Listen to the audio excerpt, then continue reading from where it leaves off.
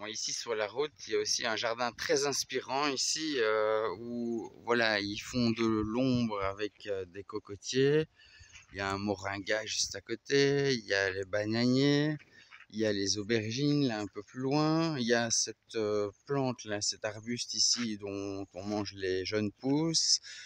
Là, il y a des piments, il y a une sorte d'ombrière là qu'on peut voir là, c'est vraiment comme ça qu'ils peuvent faire de l'ombre sûrement pendant la saison chaude.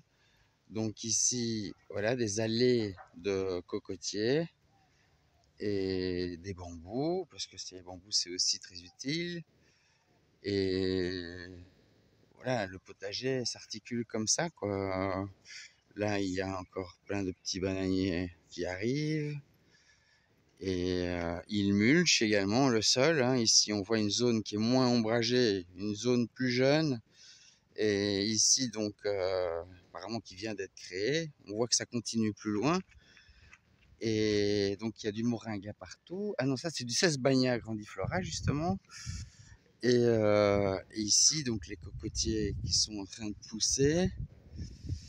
Et les bananiers. Et le petit potager avec protection. Voilà, c'est comme ça que je vais faire aussi, hein. C'est des rangées de palmiers, enfin de cocotiers, ou d'arbres en tout cas qui vont faire de l'ombre. Et entre ça, on met les légumes. C'est excellent. Et les fruits. Ici, voilà le papayer. Et ça pousse vite. C'est ça aussi l'avantage. Bon, bien sûr, pour arriver à ce stade-là, il faut quelques années. Mais ça pousse vite. Il faut pas... il faut peut-être ici, pour avoir le palmier comme ça, il faut peut-être 10 ans max. Et j'en sais rien en fait. Il faudrait que je vérifie. Mais ouais. Ici, c'est vraiment quelqu'un qui produit. Et je crois qu'ils vendent ici, juste un peu plus loin aussi, hein. Ils ont chacun des échoppes au bord de la route. Et voilà quoi. Et donc l'idée, c'est de produire un petit peu de tout. Et pour pouvoir ne pas devoir vendre en gros, pour s'en débarrasser. Et donc réduire les prix, mais vendre des petites quantités, de qualité, biologique. Ici, bien sûr, je ne sais pas si c'est bio ou pas, mais c'est quand même la façon de travailler avec en couvrant le sol, etc. Mais bon, c'est possible qu'ils mettent des produits quand même. Voilà.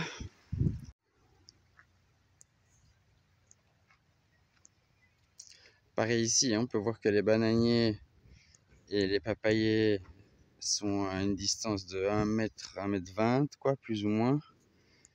Et là, on peut voir qu'il met des plants d'ananas au pied des bananiers quand les bananiers sont encore petits.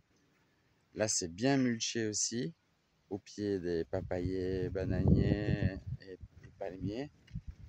Donc quand ils peuvent, ils mulchent, hein. Bon, bien sûr, c'est sûrement une question de quantité de matière qu'il manque, comme d'habitude. Et donc ici, là aussi, il y a citronnier. Et ils plantent un peu de tout, quoi, hein. Ça, c'est potager. À l'ombre du cocotier.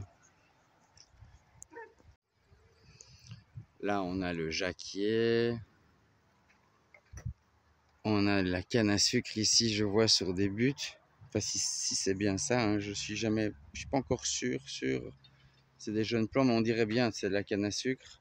Mis sur des buttes, alors ici, ils font des rigoles. Il y a là, on dirait gingembre. Et donc, il fait quand même des microclimats au niveau du sol aussi, en faisant des sortes de buttes et des rigoles. Ah ouais, c'est vraiment très inspirant. Là en dessous, il y a les citronniers, Manao, la citronnelle là-bas. Ouais, franchement, un beau jardin à observer. Ici, on a les dragon fruit, fruits du dragon, qui sont mis en ligne pour que ça produise. Voilà, ils sont bien soutenus. Bon, l'image n'est pas parfaite, j'ai le soleil en face, mais voilà. Et le jacquier juste là, voilà. Et il y a de quoi manger ici, hein. Ici encore un petit régime de bananes.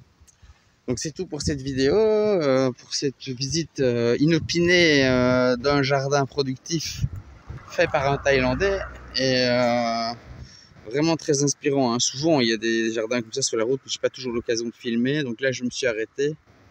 Et j'espère que ça vous plaira. Si vous avez apprécié, vous likez, vous vous abonnez, vous faites un petit commentaire et moi je vais continuer ma balade en Thaïlande pour découvrir comment vivre une vie simple et alignée avec mes valeurs.